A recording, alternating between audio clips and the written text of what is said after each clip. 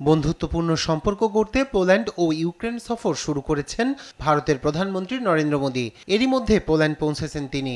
2 দিনের সফরে পোল্যান্ডে পৌঁছানোর পর রাজকীয় অভ্যর্থনা জানানো হয় তাকে। 1979 সালে ভারতের তৎকালীন প্রধানমন্ত্রী মোরারজি দেশাইয়ের পর প্রায় 4 দশক ভারতের কোনো প্রধানমন্ত্রী পা রাখেননি দেশটিতে।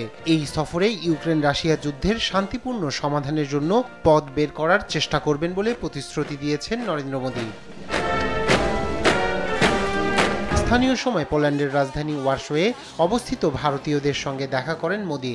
এক সময় ভারতের নীতি ছিল সবার কাছ থেকে দূরে থাকা, কিন্তু এখন ভারতের নীতি হলো সবার কাছে আসা বলে মন্তব্য করেন তিনি।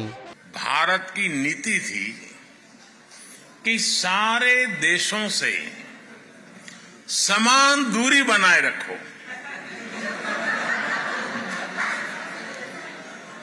आज के भारत की नीति है सारे देशों से समान रूप से नजदीकी बनाओ।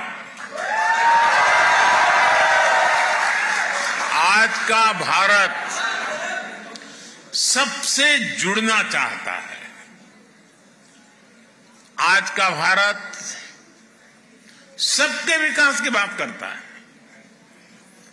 आज का भारत सबके साथ है, सबके हित की सोचता है।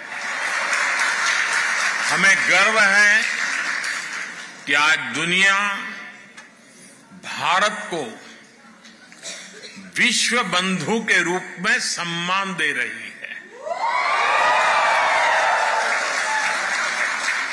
आपको भी यहां यही अनुभव आ रहा है ना? मेरी जानकारी सही है ना?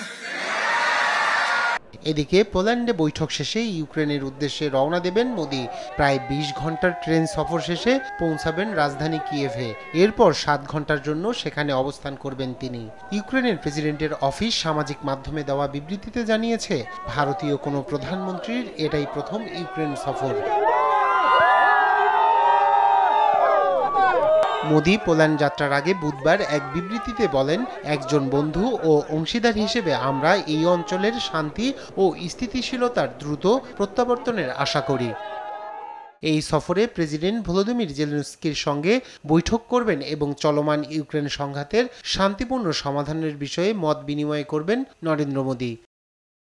মোদীর এই সফর এমন সময়ে হচ্ছে যখন রাশিয়ার সীমান্তবর্তী কুর্স্ক অঞ্চলে সামরিক অভিযান এবং কিছু এলাকা দখল করে নিয়েছে ইউক্রেন।